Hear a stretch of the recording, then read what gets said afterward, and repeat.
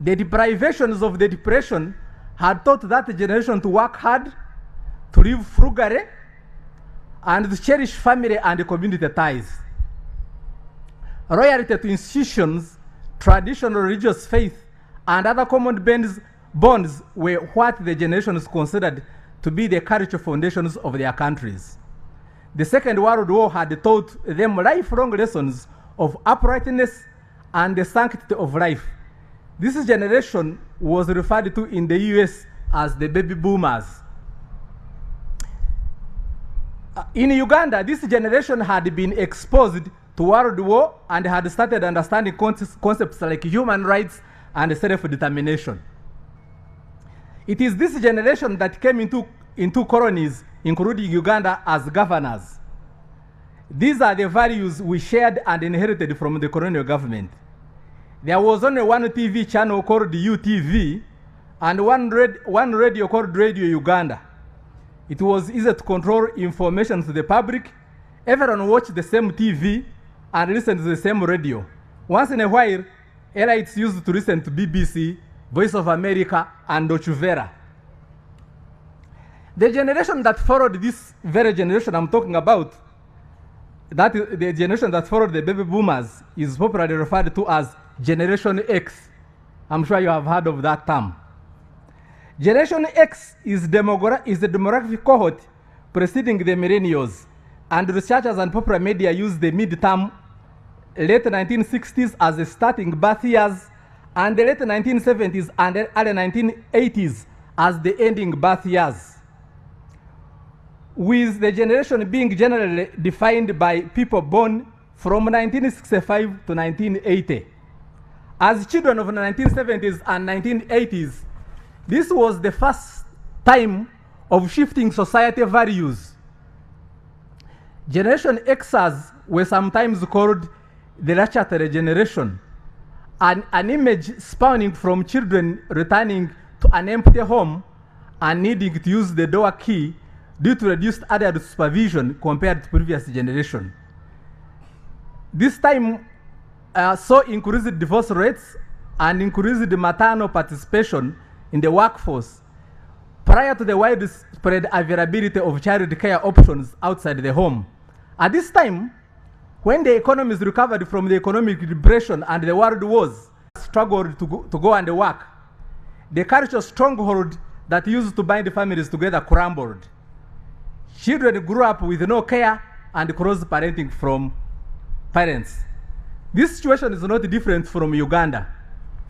In Uganda, the rise of gender movements in the late 1980s, followed by the advent of women empowerment by the government, saw a rise in women workforce. Both husband and wife began focusing on their careers. Housemaids started taking care of our children and became the role models for the growing children. New TV channels started emerging. Cable television channels like DSTV proliferated, different worldwide programs. Radio channels proliferated, and the internet emerged as one of the sources of information. The information flow became uncontrollable. The TV became the caretaker of our children. The moral degeneration roller coaster began. It has postponed marriage. Millennials were born at a time of declining fertility rates around the world and are having fewer children than their predecessors. Those in developing nations will continue to constitute the bulk of global population growth. In Uganda, they are producing an average of 2 to 4 children.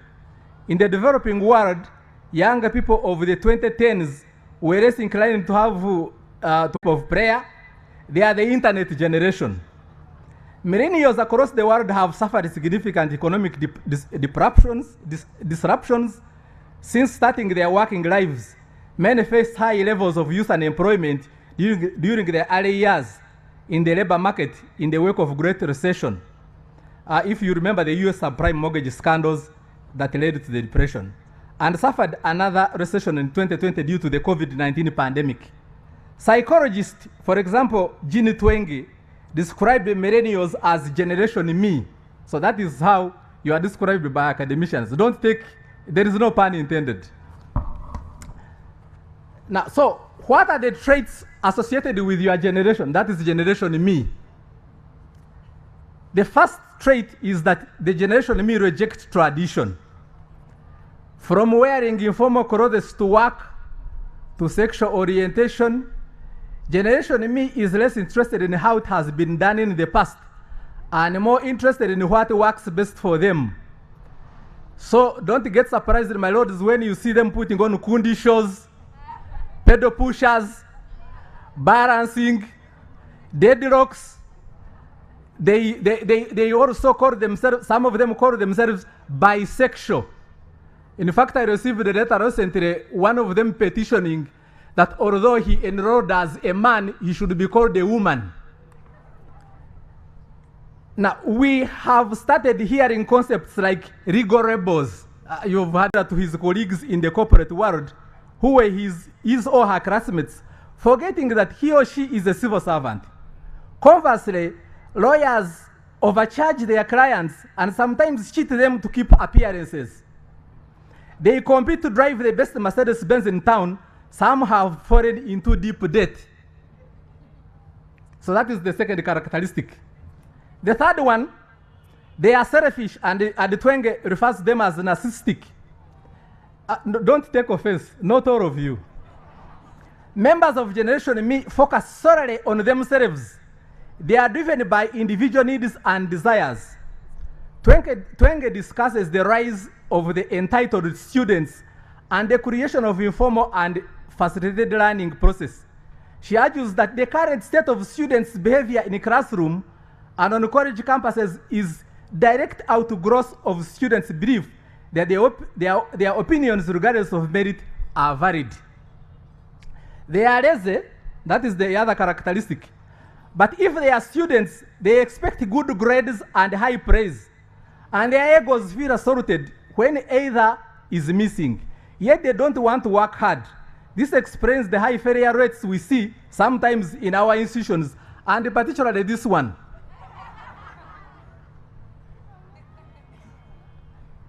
They are educated and know the importance of higher education. And many have gone to higher heights. It is now common to find, for example, a professor at the age of 30. However, the other characteristic is that they are unfiltered. A member of Generation Me is more likely to tell you exactly what he or she thinks of you, and is also likely to share every detail of his or her life with you, whether you are interested or not. That is why we have started hearing voices of some of them abusing judges. The old lawyers would abuse judges diplomatically. I will give you an example. There was an English judge. This was a rape case, and he had, so the lawyer was cross-examining a lady who had been raped, and he asked, the lawyer asked, were you putting on knickers? And then the English judge said, but Africans don't put on knickers. Then the lawyer coming up to abuse a judge, something alien to the ethical standards. They appear to shun hard work, and there is a sense of entitlement that says, I deserve a great job with a good salary, but I'm not sacrificing my personal life to do it. And I won't be subservient to my boss either. This is evident in how young generation of lawyers appear unprepared in court for their client representation. This is quite common these days. I remember when we were advocates, we would prepare. Some of these colleagues of yours here, your seniors who have been taking you through your course, they prepare very well. They want to be seen as individuals, whether they are getting tattoos and piercing their ears, noses, wearing unusual clothing or hairstyles, or constantly seeking novel forms of entertainment. Generation members put a lot of effort into standing out from the crowd. This explains this type of behavior, like having tattoos and piercing their noses. And I'm sure I don't expect you to come with tattoos on your face in my court. In the court, they would run away. They are more integrated. They don't believe in many previous held social stigmas related to race, gender, religion, sexual identity.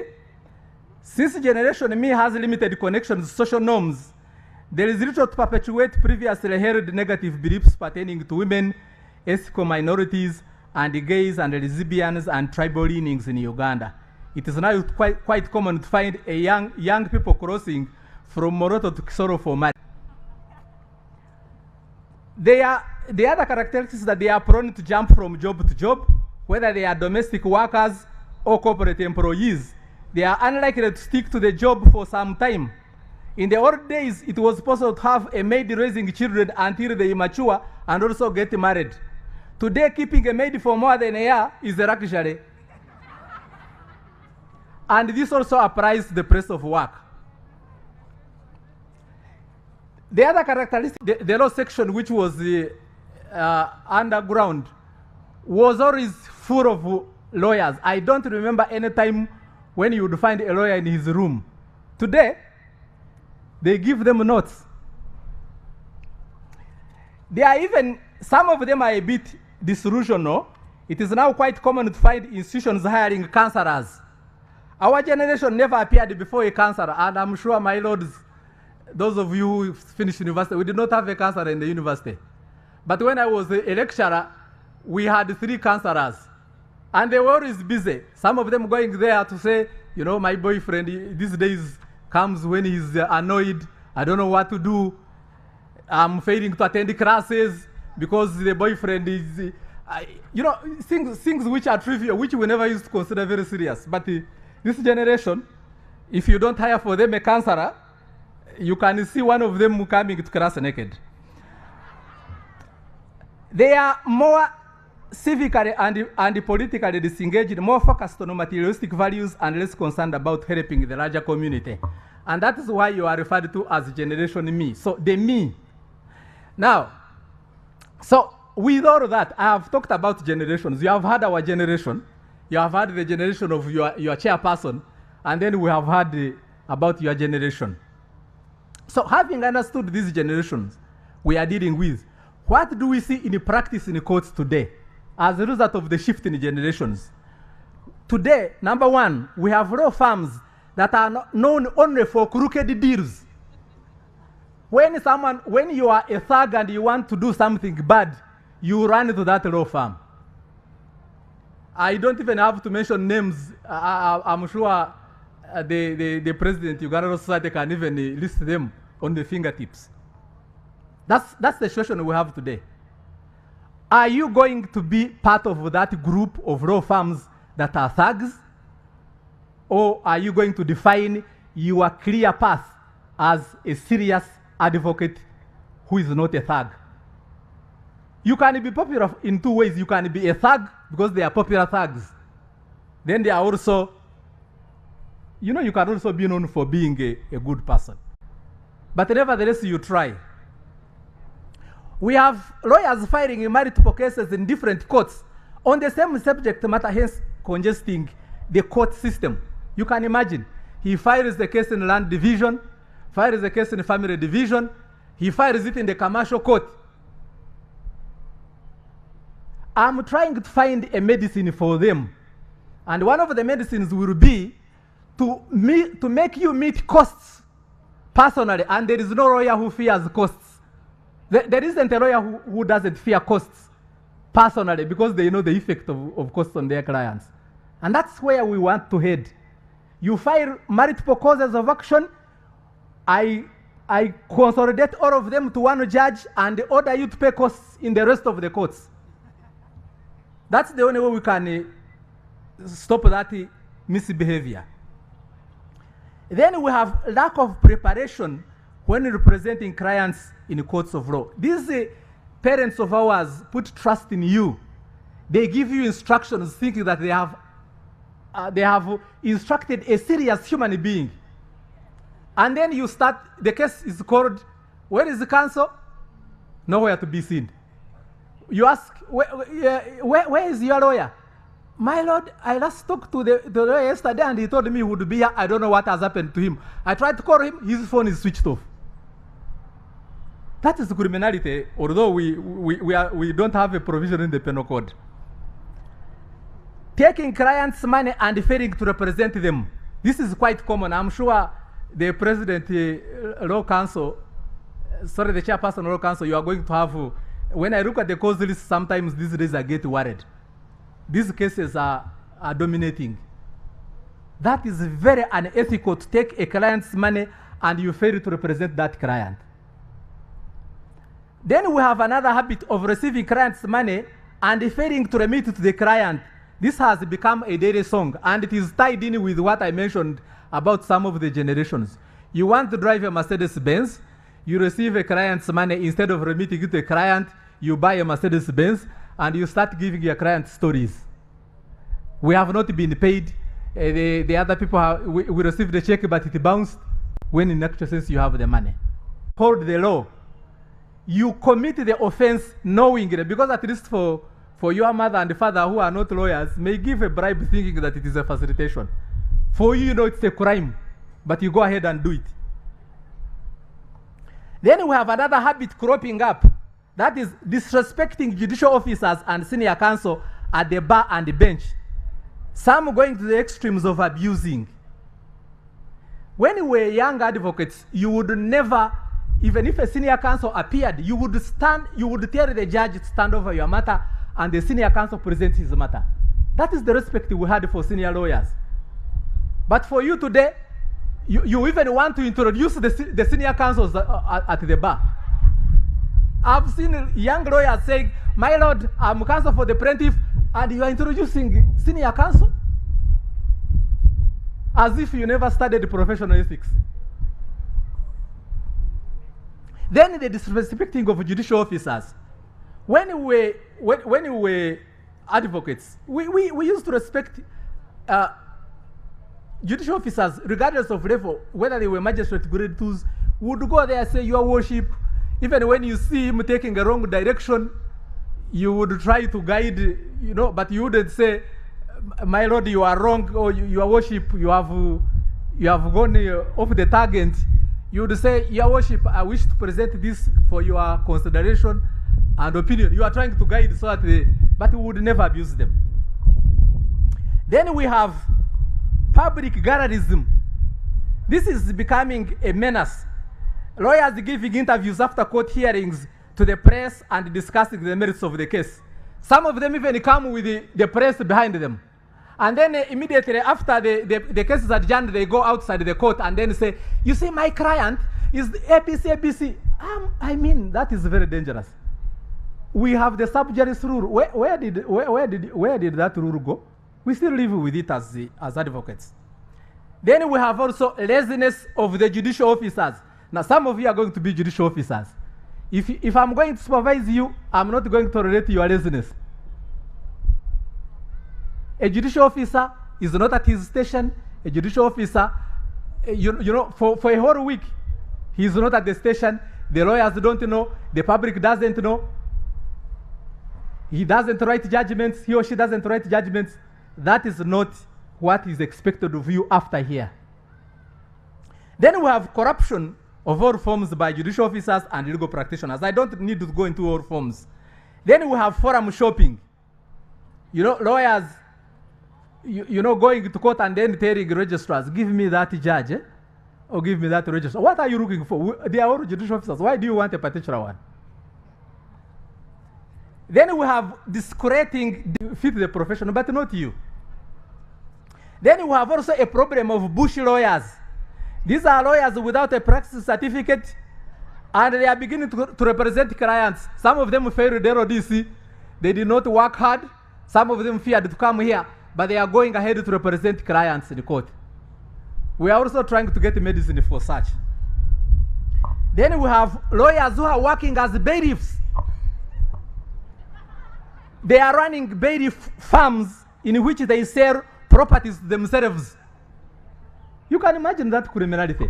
You are not supposed to have a bailiff farm, but then you find you have your chambers here. The next door is for a bailiff who doesn't even know what he's doing, but the bailiff farm is yours. Then we have lawyers entering into illegal agreements with their clients. This is becoming quite common. The lawyer says, "I'm going to represent you, and after that, you will give me 50% of your estate." Anyway, the problems are many. So regardless of the generations, There are certain norms that transcend generations in certain professions. For example, in the army, a commander will always be obeyed regardless of whether the juniors regard him as less intelligent.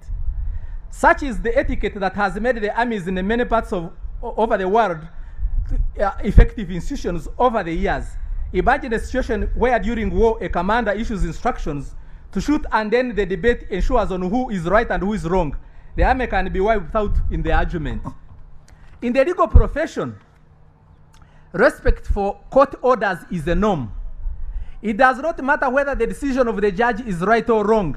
That is why within the court system, there is a civic mechanism through appeal.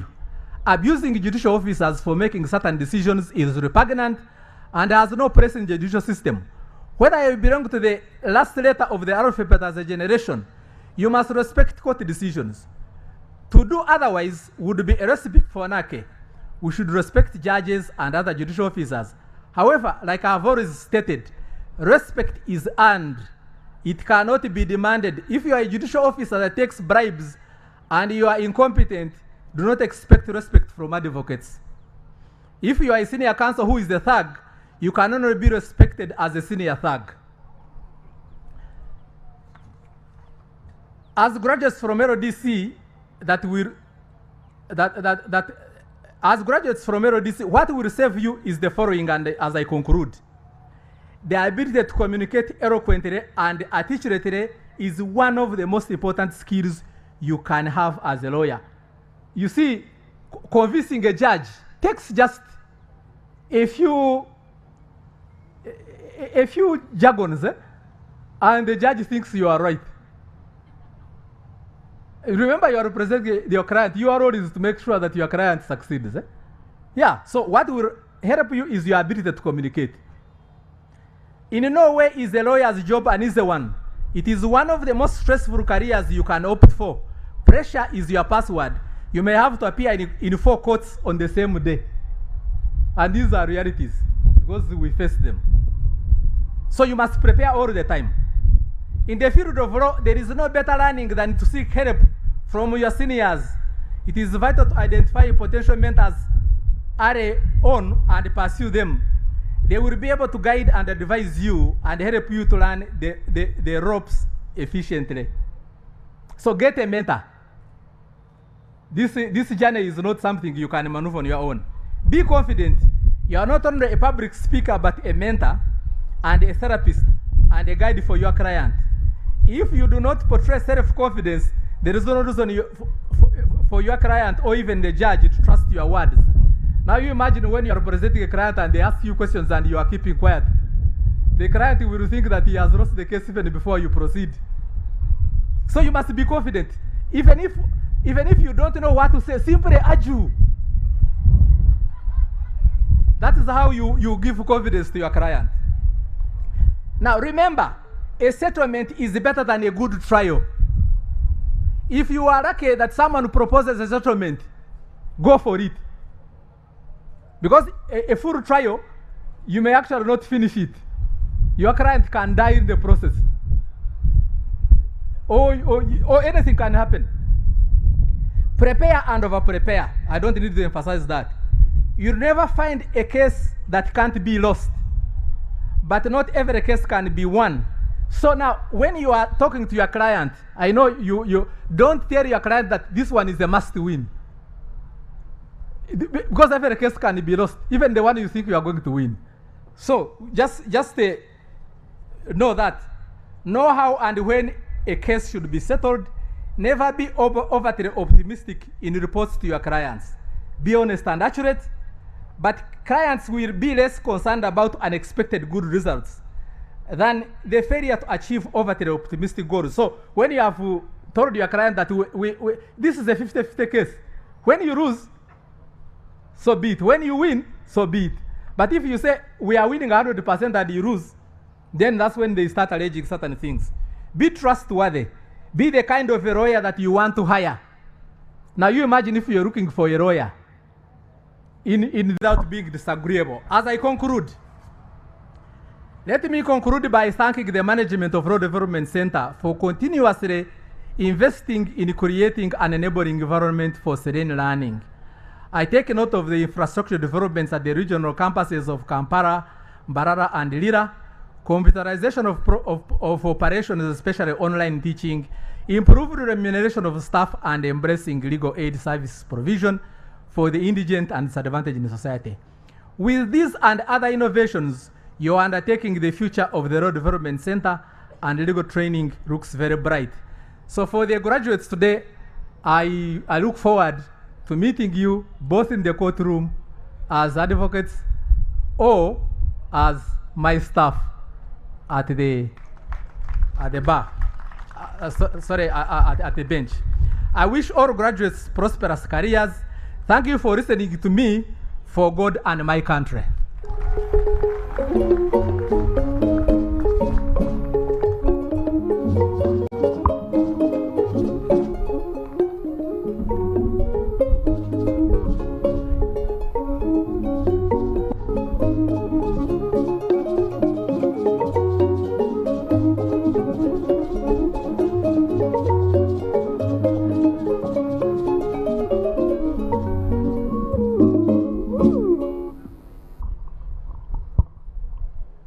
Thank you so much, my Lord, our guest of honor, for those words of wisdom.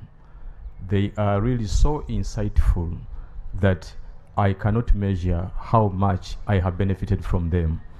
I believe even our students who have just graduated have equally benefited from that bit of wisdom. So, our dear graduates, we may not continue being live on TV because we were supposed to be with them up to 1.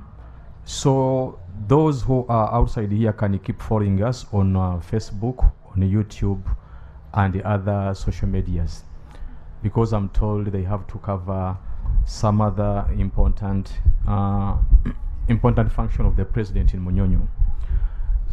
We are now moving further to our bit of recognizing best effort. Of course, we are aware that you all worked hard, that's why you have passed, but we are also mindful that between the hard work, there are those who really excelled by distinguishing themselves in a number of aspects. I may not have the right to include on the list any other name, but in my capacity as the MC, I want to recognize Mr. Sentumbo Yasini Munagomba for being a very good listener. When they asked them to stand up as their names are read, he was the only person who stood up to the time he was conferred the diploma in legal practice. The rest sat, and chairperson, Human Rights Commission, and whatever. So when these names are read out, we expect the recipient of the award to move forward together with his or her parents. We shall also expect the giver of the award to come and deliver or pass over the award. But this activity will be performed under the superintendence of none other than Prince Henry Sylvester Wambuga. Prince Sylvester Henry Wambuga, kindly come and invite the various heads of department to present to us the names of those students who have qualified for these various awards. Thank you so much, Prince.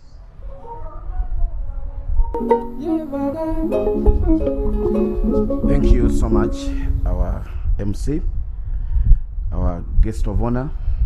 We thank you so much for gracing this occasion. To our graduates and colleagues now, congratulations.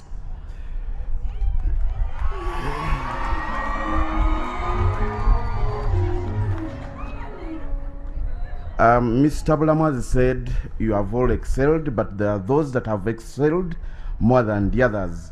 Please give them a round of applause.